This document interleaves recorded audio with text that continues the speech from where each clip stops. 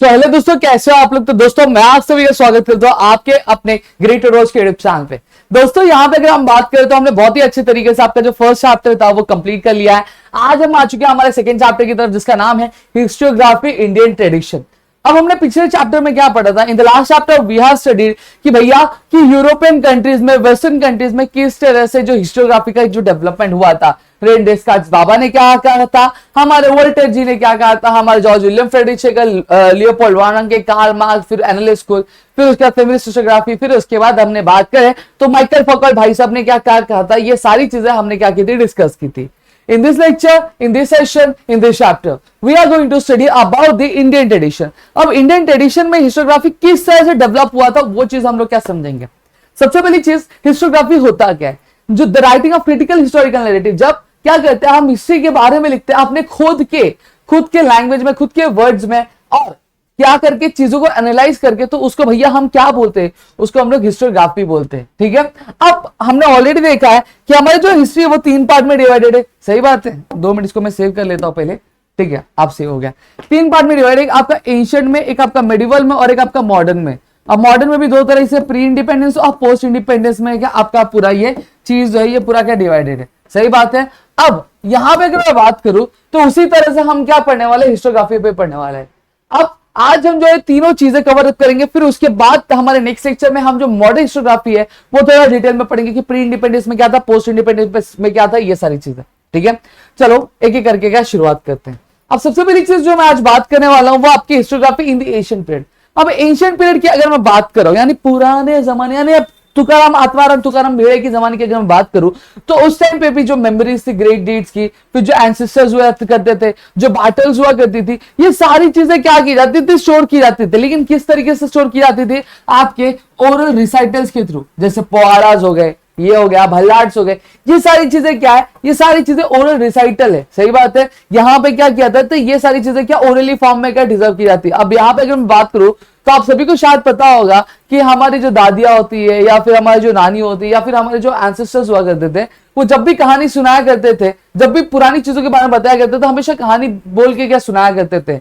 अब ये चीज फॉलो कैसी हुई, ओरल रिसाइटल में किस तरह से प्रेजेंट है, वो मैं आपको बता देना चाहता हूं। अब यहां पे अगर बात करूं तो हमारे जो पुराने हमारे एंसेस्टर्स हुआ करते थे, उन्हें लिखना पढ़ना तो नहीं आता था। लिखना पढ़ना इन द सेंस मतलब अनपढ़ नहीं थे, ऐसा नहीं बोल रहा हूं। मतलब बेसिकली उस टाइम पे जो थी इतनी चीजें डेवलप नहीं थी। ठीक है, कि राइटिंग वाला चीज या फिर आपका पढ़ने वाला चीज इतनी डेवलप नहीं थी, लेकिन इतनी डेवलप नहीं थी, तो इस वजह से वो सारी चीजें किसके फॉर्म में आ गई, आपके ओरल रिसाइटल के फॉर्म में आ गई। मैंने हमेशा एक चीज कही, एक लाइन मुझे बहुत अच्छी लगती है कि रामचंद्र कहे गए, सिया से एक दिन ऐसा आएगा कि हल चुकेगा दाना और कौवा मोती खाएगा। तो ये जो लाइन है ये कहीं ना कहीं मुझे ये बताती है कि पिछले पहले क्या जो रामचंद्र थे, जो हमारे वन ऑफ द डाइटीज हम मानते हैं हमारे हिंदी रिलीजन में, तो वो क्या थे, उन्होंने ये स्टेटमेंट क्या कहा था, ये मुझे कैसे पता चल रहा है, ये मुझे ओरल रिसाइटल के थ्रू पता चल रहा है कि नहीं पता चल रहा है। तो यही चीज यहाँ पे क्या कही गई। अब यहाँ पे अब आगे थोड़ा सा बढ़ेंगे, तब जब मैं आगे बढ़ रहा हूं, जो इंस्क्रिप्शंस था क्या हड़प्पन सील्स का, फिर साथ ही साथ अगर मैं बात करूं जो इंडियन सिविलाइजेशन में बहुत सारी चीजें क्या फाइंड आउट की गई। ठीक है, जहां पे मॉन्यूमेंट्स हमें मिले, इंस्क्रिप्शंस कुछ मिले, और मैं आपको बता देना चाहता हूं कि सबसे जो पुराना जो डॉक्यूमेंट इंडियन कल्चर का, जो सबसे पुराना जो डॉक्यूमेंट इंडियन ट्रेडिशन का जो पाया गया है, वो रिटर्न फॉर्म में पाया गया। और किसके फॉर्म में पाया गया, वो आपकी इंस्क्रिप्शन फॉर्म में पाया गया। अब आप बोलोगे सर इंस्क्रिप्शन मतलब क्या होता है। आप मंदिर गए होंगे तो मंदिर पे दीवारों पे आपने देखा होगा कि कुछ कार्विंग्स की जाती है, कुछ चीजें क्या लिखी जाती है। सही बात है। तो जो कार्विंग की जाती है, जो चीजें लिखी जाती है, उसी को हम लोग क्या बोलते हैं, इंस्क्रिप्शंस बोलते हैं। क्या बोलते हैं दोस्तों, इंस्क्रिप्शन। और ये इंस्क्रिप्शन हमें ये बताता है कि कहीं ना कहीं हम इंडियंस ने क्या किया है, हमने महारत क्या हासिल करके रखी है। हम आज से टैलेंटेड नहीं, हम बहुत पहले से टैलेंटेड है। हम चाहे ड्राइंग ले लो, चाहे स्केचिंग ले लो, चाहे कुछ भी ले लो, हम उसमें बहुत ही ज्यादा क्या टैलेंटेड है। हम बहुत ही ज्यादा हमारे अंदर क्या उस चीज का जो गुण है वो कूट कूट के क्या भरा हुआ था, वो आज से नहीं आया है। ठीक है, ये हमें पता चलता है। और ये जो पीरियड है, ये जब पाया गया था, ये इंस्क्रिप्शन जो बिलोंग कौन से पीरियड का करता है, ये हमारे सम्राट अशोक जो थे, जो मौर्यन डायनेस्टी के वन ऑफ द किंग थे, उनकी डायनेस्टी से क्या ये नाता क्या रखता है। ठीक है, अब यहां पे अगर बात करूं तो इस इंस्क्रिप्शन में जो हमारे अशोक सम्राट जो भी वर्डिक्ट देते थे, यानी जो भी अनाउंसमेंट किया करते थे, वो लिखा रहता था। अब देखो पहले क्या हुआ करता था इंस्क्रिप्शन आने से पहले, कि राजा ने कुछ बोला, कि राजा ने बोला कि कल क्या बटेंगे, कल पूरे नगर में यानी पूरे प्रजा में क्या बटेंगे, आपकी मिठाइयां बटेंगे। तो वहां पे आपका जो एक मोटूस आदमी रहता था, एक भोपू ले लिया रहता था, और वह जाता था ऐसा ढोल पीटते पीटते, ऐसा ढम ढम ढम ढम, और सबको क्या चिल्ला चिल्ला के बताया गया था कि राजा ने ये कहा।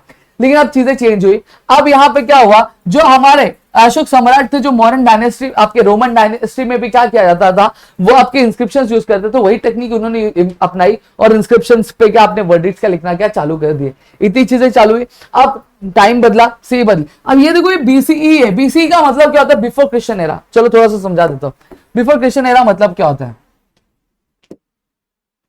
चलो यहाँ पे मैं ऐड कर लेता हूं, ठीक है। अभी देखो ये एक लाइन है, ठीक है, फॉर एग्जाम्पल। अब यहाँ पे क्या हुआ, यहाँ पे हमारे जो जीसस क्राइस्ट, आपको पता होगा जीसस क्राइस्ट का क्या जन्म हुआ, ठीक है। अब जीसस क्राइस्ट के जन्म के पहले जितनी भी चीजें हुई रहेंगी उसको हम लोग क्या नोट करते, बीसीई नोट करते, यानी बिफोर क्रिश्चियन एरा, ठीक है। जीसस क्राइस्ट का जन्म हुआ तो उसके बाद से ही क्या हुआ कि क्रिश्चियन एरा स्टार्ट हुआ ना। तो वही अगर आपके जीसस क्राइस्ट के जन्म के पहले अगर कोई भी चीज हुई रहेगी तो उसको हम लोग क्या बोलेंगे, बीसीई बोलेंगे। अगर जीसस क्राइस्ट के जन्म के बाद अगर कोई चीज हुई रहेगी तो हम लोग क्या बोलेंगे, उसको क्रिश्चियन एरा बोलेंगे। जैसे फॉर एग्जांपल अगर आपको बोला है कि 3 बीसीई, तो आप कैलकुलेट कैसे करोगे। आज कितना साल हो गया, 2023 साल हो गए। कितने साल हो गए, 2023 साल क्या हो गए। अब यहां पे मुझे अगर कैलकुलेट करना है कि भैया कितना साल हुआ, तो 3 बीसीई दिया है तो मैं यहां पे 3 ऐड कर दूंगा, तो कितने साल हो गए, 2026 साल हो गए क्या, सॉरी 2026 साल हो गए क्या इस इवेंट को क्या हुए। जैसे अगर 10 बीसीई दिया रहेगा तो मैं यहां पे क्या करूंगा, 10 ऐड कर दूंगा, तो कितना हो जाएगा 102 1033। तो यहां पे मैं क्या बोलूंगा, इसको हुए 2033 साल हो गए। कितने हो गए, 33 साल हो गए। तो मेरे ख्याल से आपको चीज समझी होंगी। बीसीई मतलब जीसस क्राइस्ट के पैदा होने से पहले जितनी चीजें होंगी उनको सब लोग बीसीई बोलेंगे। वही जीसस क्राइस्ट के पैदा होने के बाद जितनी भी चीजें रहेंगी उसको हम लोग क्या बोलेंगे, क्रिश्चियन एरा बोलेंगे। समझ में आ गया।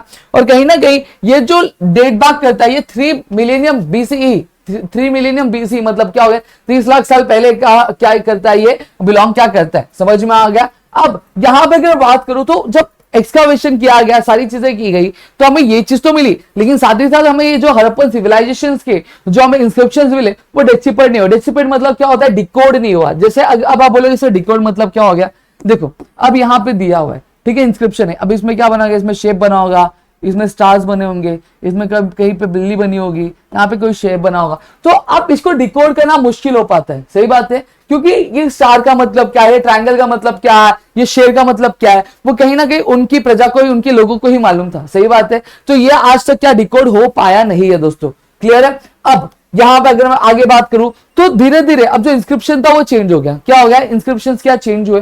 सबसे पहले हमने क्या किया, 3 मिलियन बीसी पहले हमें कुछ आर्टिफैक्ट्स मिले, कुछ आपके हड़प्पन सिविलाइजेशन की चीजें मिली, अशोक सम्राट की चीजें मिली। फिर उसके बाद जो इंस्क्रिप्शन था वो चेंज हुआ। अब इंस्क्रिप्शन क्या हो गए, जैसे 1st सेंचुरी क्रिश्चियन एरा यानी जीसस क्राइस्ट के बाद अब जो इंस्क्रिप्शन था हमें कॉइन्स पे, स्कल्पचर्स पे, मॉन्यूमेंट्स पे भी क्या देखने क्या मिलने क्या शुरू हो गए। अब आगे अगर मैं बात करूं तो ऐसे बहुत सारे एंशिएंट इंडियन लिटरेचर लिखे गए जो हमें क्या कहते हैं, हमें पास्ट के बारे में इंफॉर्मेशन देते हैं। जैसे फॉर एग्जांपल अगर मैं बात करूं, रामायण हो गए, महाभारत हो गए, गीता हो गई। फिर उसके बाद अगर मैं बात करूं बुद्धिस्ट टेक्स्ट हो गए, फिर उसके बाद अगर मैं बात करूं जैनिज्म टेक्स्ट हो गए। तो ये ऐसे कुछ टेक्स्ट है जो हमें क्या करते हैं, जो कहीं ना कहीं हमें हमारे पास्ट के बारे में, हमारे पुरानों के बारे में क्या चीजें क्या बताते हैं, और वो as a important source of history क्या काम क्या करते हैं दोस्तों। क्लियर हो गया। अब इनमें से एक जो बायोग्राफी लिखी गई थी वो किंग हर्षा की थी।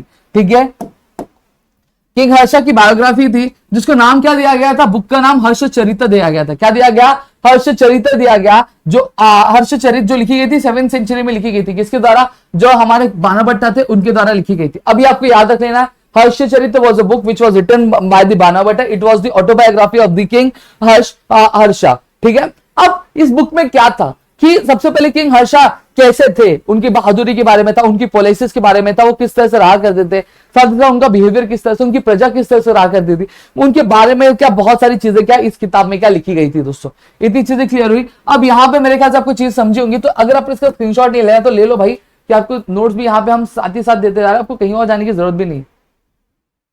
तो आपको जो फर्स्ट 3 चीजें उसमें से सिर्फ इतनी चीजें क्या याद रखनी है, और जो मैंने चीजें बोली है वो भी आपको ध्यान रखना है, और जो चीजें यहाँ पे लिखी वो भी आपको क्या ध्यान रखनी है। ठीक है, इतनी चीजें क्लियर है। अब नेक्स्ट पे बढ़ेंगे। अब historiography in the medieval period. अब मेडिवल पीरियड आया, तो अब यहां पे अगर मैं बात करूं तो इस टाइम पे भी क्या बहुत सारी चीजें क्या लिखी गई। अब जो स्टाइल ऑफ राइटिंग था किसका, राजतरंगिनी का। ठीक है, राजतरंगिनी है क्या, एक बुक है बेसिकली जो हमें क्या बताता है, जो कश्मीर का इतिहास है उसके बारे में क्या बताता। अभी जो बुक थी लिखी गई थी किसके द्वारा, कलहाना द्वारा लिखी गई। Question for you guys, the book Rajatarangini was written by dash. तो आप क्या लिखोगे, आप बोलोगे कलहाना। क्या बोलोगे, Kalhana. The book Rajatarangini states dash information. तो आप क्या लिखोगे, history of Kashmir. The book Raj Sarangini, which states the history of Kashmir, was written by the Kalana and was published in the year dash. तो was published in the 12th century Christian era. Clear हो गया। अब यहां पे अगर मैं बात करूं तो राज तरंगिनी ये जो बुक है ये क्या कहीं ना कहीं जो हमारा कंसेप्ट है मॉडर्न हिस्टोग्राफी वाला उससे बहुत ज्यादा क्लोज है, उससे बहुत ज्यादा रिलेट करता है। अब आप बोलोगे सर कैसे। अब यहां पे अगर मैं बात करूं तो हमने क्या देखा है, हमने पिछले चैप्टर में हमने मॉडर्न हिस्टोग्राफी देखी थी जहां पे हमने ये देखा था कि चीजों को क्रिटिकली एनालाइज करना चाहिए। अगर कोई चीज आ रही है आप स्टेट कर रहे हो तो आपको क्या करना आना चाहिए, आपको उसको प्रूव करना भी आना चाहिए। आपके पास क्या कुछ एविडेंस भी होनी चाहिए जो चीज को क्या करे, प्रूव करे। अगर आपके पास एविडेंस नहीं है तो आप उसको प्रूफ नहीं कर पाओगे तो उसको माना नहीं जाएगा। तो यही पे जो कलहाना थे, कलहाना ने खुद बोला कि मैंने क्या चीजों को क्रिटिकली एनालाइज किया है, जितने सोर्सेस थे डॉक्यूमेंट्स उन सभी कुछ चीजों को जांचा है, परखा है और क्रिटिकली एनालाइज करने के बाद मैंने क्या लिखा है, ये नरेशन जो है लिखा है। दोस्तों क्लियर हो गया, इतनी चीजें मेरे ख्याल से क्लियर हो गई। अब यहां पे अगर हम बात करूं तो हम जानते हैं कि जो मेडिवल पीरियड, मैं जानता हूं मेरा अब थोड़ा ज्यादा हो रहा है लेकिन कंटिन्यू कर लेना, ठीक है। अब वापस अब आया देखो, अब यहां पे अगर मैं बात करूं तो हमने क्या देखा है, हम जानते हैं कि जो मेडिवल पीरियड था वो ज्यादातर अगर उसमें सबसे जो बोलते हैं ना एक जो डायनेस्टी थी या फिर अगर एम्पायर जो बहुत ही ज्यादा फैला हुआ था वो आपको मुगल एम्पायर एक उन एम्पायर में से था जो जिसने क्या किया था, इंडिया में बहुत ज्यादा क्या राज किया था। बाकी भी एम्पायर से लेकिन मुगल एम्पायर भी था उनमें से एक, ठीक है। अब मुगल एम्पायर में जो हिस्टोरियंस हुआ करता, अब आपको पता है रॉयल कोर्ट्स हुआ करते, रॉयल कोर्ट्स पे हिस्टोरियन होते हैं, फिर उसके बाद म्यूजिशियंस होते, सिंगर्स होते, सही बात है। तो उन्हीं में से आपका हिस्टोरियन था। अब हिस्टोरियन जो थे मुगल एम्पायर के वो आपके अरेबियन और पर्शियन जो स्टाइल ऑफ राइटिंग था उससे बहुत ही ज्यादा क्या इंप्रेस में थे। अब उन्हीं हिस्टोरियन में से थे हमारे एक जियाउद्दीन मरानी। कौन थे, नाम याद कर लो, जियाउद्दीन मरानी, जिन्होंने एक किताब लिखी जिसका नाम क्या था, तारीख फिरोज शाही। क्या था नाम, अजा अजा अजा अजा अजा अजा क्या नाम था, तारीख फिरोज शाही। क्या इस बुक का नाम था। क्वेश्चन आपके लिए है कि Ziauddin wrote a book named as dash, Tarikh Firoz शाही। ये आपको कंप्लीट द फॉलोइंग में भी आ सकता है, आपको एक डायग्राम दे दिया जाएगा उसमें फिल करने के लिए भी आपको आ सकता है। समझ में आ गया। अब तारीख फिरोज शाही में क्या लिखा था, जो पर्पस था हिस्टोग्राफी का उसके बारे में लिखा था। क्या पर्पस था सर, चलो समझाते हैं।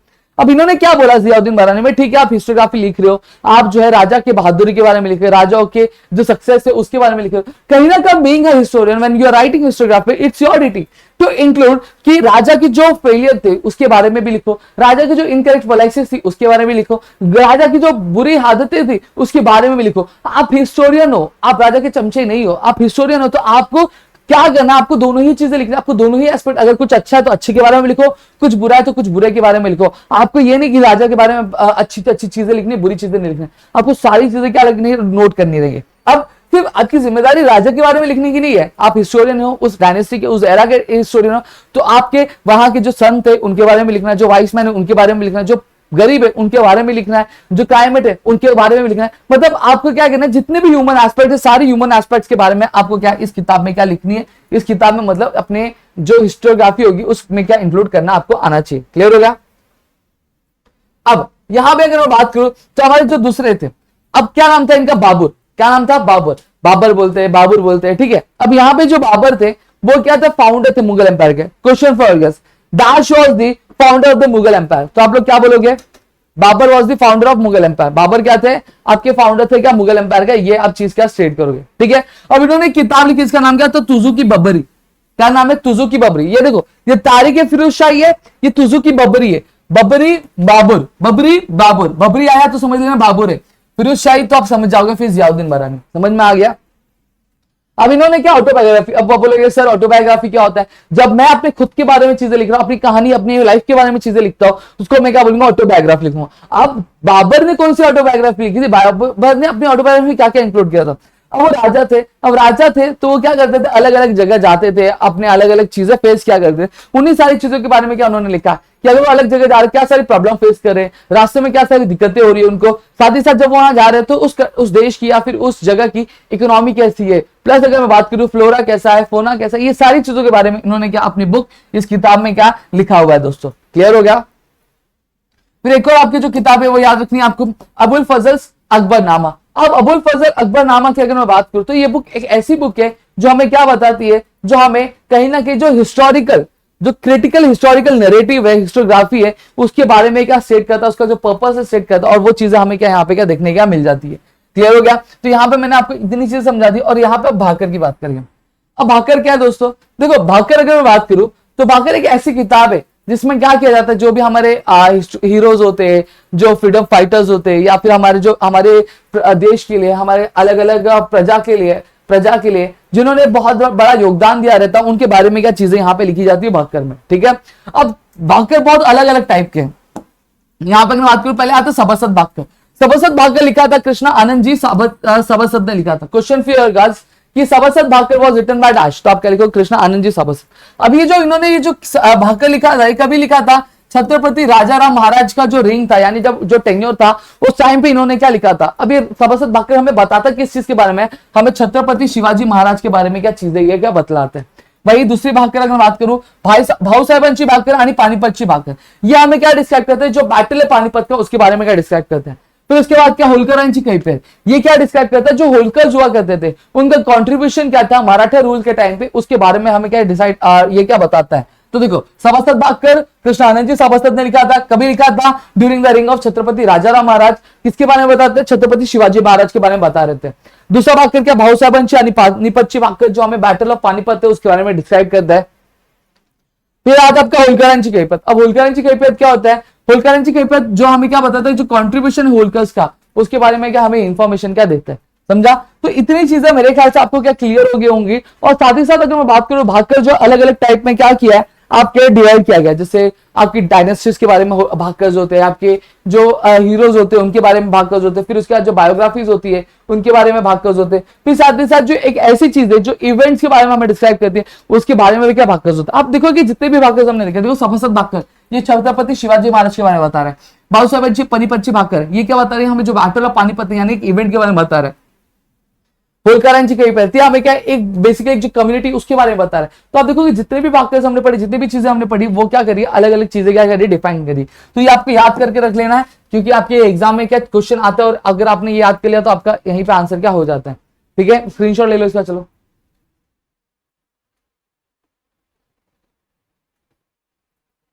ठीक है, स्क्रीनशॉट थोड़ा सा ये आपका थोड़ा सा अटक गया है। चलो स्क्रीनशॉट ले लो। तो यहाँ पे आपका जो नोट्स है वो भी आपको क्या यहाँ पे मिलता जा रहा है। ठीक है, तो यहाँ पे मैंने आपको इतनी चीजें क्या बता दी है। अब चलो आगे बढ़ते हैं। अब यहाँ पे हम बात करेंगे नेक्स्ट हमारा जो है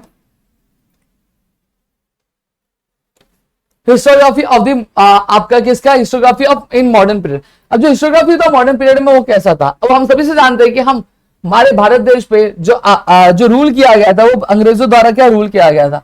अब यहाँ पे अगर मैं बात करूं तो जब अंग्रेज थे तो उस टाइम पे क्या हिस्टोग्राफी जो थी वो ज्यादातर जो ब्रिटिश ऑफिसर द्वारा क्या लिखी जाती थी। ठीक है, वहीं पर अगर मैं बात करूं तो ऐसे बहुत सारे एशियन साइट्स थे जो क्या किए थे? एक्सकावेट किए थे। एक्सकावेट मतलब क्या ढूंढे गए थे? किसके द्वारा ढूंढे गए थे? सर अलेक्जेंडर कनिंघम द्वारा क्या ढूंढे गए थे। जब उनका जो टेन्योर चल रहा था उस टाइम पे क्या सर अलेक्जेंडर कनिंघम द्वारा क्या ढूंढे गए थे। अब ये कौन थे? ये फर्स्ट डायरेक्टर जनरल थे आपके आर्कियोलॉजिकल सर्वे ऑफ इंडिया का। क्या थे? First director general of archaeological survey of India. और मैं आपको बता दूं कि कहीं ना कहीं ब्रिटिश के टाइम पे ही जो आर्कियोलॉजिकल सर्वे ऑफ इंडिया ये क्या किया गया था? इस्टेब्लिश किया गया था, ताकि हम क्या एक्सकवेशन कर सके, हमारी जो सिविलाइजेशन है उसके बारे में क्या हम और ज्यादा क्या जान सके। दोस्तों समझ में आया? तो question for you guys, dash was the first director general of the archaeological survey of India. तो आप क्या लिखोगे? Sir Alexander Cunningham. अब यहाँ पे मैं आपको पढ़ाते आपके जो क्वेश्चन है वो भी चीजें मैं आपको बताते जा रहा हूं, तो ध्यान से सुनते जाओ। आपके ऑब्जेक्टिव्स भी यहाँ पे होते जा रहे हैं। आपको आइंदा कुछ भी अलग से पढ़ने की जरूरत, अब लेक्चर ढूंढो, लेक्चर पढ़ो, ध्यान से सुनो और चीजें रिवाइज करो, आपकी चीजें क्या हो जाएंगी। ठीक है, अब यहां पे अगर मैं बात करूं तो इन्होंने कौन से साइट्स एक्सकावेट किए? ऐसे साइट्स एक्सकावेट किए थे जो हमारे जो बुद्धिस्ट टेक्स्ट, अभी थोड़ी देर पहले मैंने आपको एशियन टेक्स्ट के बारे में बताया था, लिटरेचर के बारे में बताया था, तो उसमें से एक जो था बुद्धिस्ट टेक्स्ट। तो बुद्धिस्ट टेक्स्ट में जो जो प्लेसेस, जो जो स्पॉट्स के बारे में डिस्क्रिप्शन दिया था ना, उसी उन्हीं स्पॉट्स को क्या उन्होंने एक्सकावेट किया। अब यहाँ पे अगर बात करें जो हड़प्पन सिविलाइजेशन के बारे में भी क्या किया गया था? पता लगाया गया था, एक्सकावेट किया गया था। किसके टेन्योर में? Sir John Marshall. Question for you: during whose tenure the Harappan civilization was excavated? तो आप क्या लिखोगे? सर जॉन मार्शल के था। ठीक है, अब यहाँ पे क्या बहुत सारी क्या किताबें लिखी गई थी आपके ब्रिटिश ऑफिसर द्वारा। तो यहाँ पे देखो सबसे पहले क्या गया? 3 वॉल्यूम क्या था, हिस्ट्री ऑफ ब्रिटिश इंडिया लिखा गया था, किसके द्वारा, सर जेम्स मिल द्वारा लिखा गया था। आपके पब्लिश कब हुआ था, आपके ईयर 1817 में क्या हुआ था, पब्लिश हुआ था। अब ये जो बुक थी 3 वॉल्यूम्स में क्या की थी, पब्लिश की थी। 3 वॉल्यूम्स मतलब सर आपके 3 एडिशन में क्या किया गया था, ये पब्लिश किया गया था। समझ में आया? तो याद रखना, the history of British India was written by James Mill. It was published in the year 1817 and it was published in the 3 volumes. अब ये एक पहली बुक थी, ये क्या सबसे पहली बुक थी जो कि एक ब्रिटिश ऑफिसर द्वारा क्या लिखी गई थी आपके इंडियन हिस्ट्री पे। अब यहां पे अगर मैं बात करूं तो कहीं ना कहीं इस बुक में कुछ लिमिटेशंस थी। लिमिटेशंस मतलब क्या होता है, लिमिटेशन मतलब कुछ बुराइयां थी, कुछ कमियां थी। अब वो कमियां क्या थी, कमियां दोस्तों ये थी कहीं ना कहीं जो इंडियन कल्चर का एक अलग ऑब्जेक्टिव है, एक अलग उसका परसेप्शन है, वो जो परसेप्शन था कहीं ना कहीं यहाँ पे एब्सेंट था। क्यों एब्सेंट था, क्योंकि कहीं ना कहीं देखो, आप मेरे दुश्मन, मैं आपका दुश्मन, तो मैं आपके बारे में अच्छी चीजें लिखूंगा, आप मेरे बारे में अच्छी चीजें, आप हमेशा क्या लिखोगे, मेरी कमी लिखोगे या फिर आप मेरे बारे में गलत लिखोगे। तो यही चीज अंग्रेजों ने हमारे साथ किया था इस book the history of British India में, क्या लिखा था। फिर आगे चलकर एक और बुक लिखी गई जिसका नाम क्या था, द हिस्ट्री ऑफ इंडिया, जो लिखा गया था आपके माउंट स्टुअर्ट एल्फिंस्टन द्वारा। ठीक है, जो क्या थे, गवर्नर थे बॉम्बे के, जो आज की डेट में मुंबई बुलाया जाता है। और ये जो पब्लिश हुआ था ईयर आपके 1841 में क्या बुक जो है पब्लिश हुई थी। सेम चीज इसमें भी कहीं ना कहीं जो हमारी जो एक्चुअल चीजें वो एक्चुअल चीजें बताई नहीं गई थी और उसको क्या किया था, उसको क्या हाइड किया गया था। ठीक है, याद करो, the history of British India James मिल ने लिखा था, ये आपको कमेंट सेक्शन में लिखना है।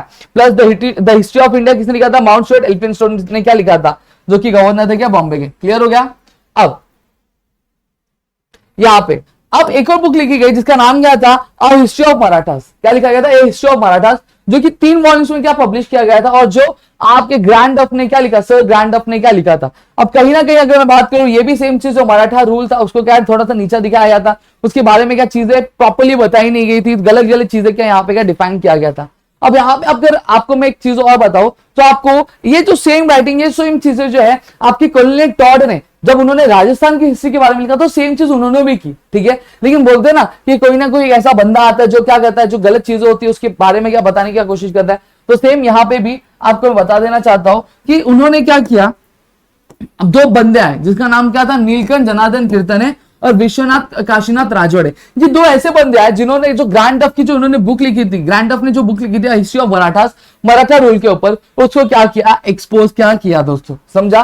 तो यहाँ पे मैंने अगर मैं बात करूं तो ऑलरेडी मैंने आपको सारी चीजें जो एक्सप्लेन कर दी। ठीक है, तो स्क्रीनशॉट आपको लेना है तो आप स्क्रीनशॉट ले लो फटाफट, इसका स्क्रीनशॉट लो, ले लिया। ठीक है, तो यहाँ पे अगर मैं बात करूं तो यहाँ पे हमने जो सारी जो चीजें वो यहाँ पे मैंने कवर करने की कोशिश की है। अगर मैं बात करूं जो आपका चैप्टर का 25% क्या चीजें हो चुकी है, अगला 25 अगले के लेक्चर में और थर्ड लेक्चर में 50% पे क्या पूरा क्या कवर अप कर लेंगे। तो आई होप आपको चीजें समझी होंगी, अगर समझी है तो प्लीज वीडियो को लाइक करिएगा, चैनल सब्सक्राइब नहीं किया तो चैनल सब्सक्राइब करना, अपने दोस्तों शेयर करना ताकि ऐसे और कई सारे वीडियो लेक्चर्स हम आपके लेकर आ सके आपके अपने ग्रेट ट्यूटोरियल्स के यूट्यूब चैनल पे। दोस्तों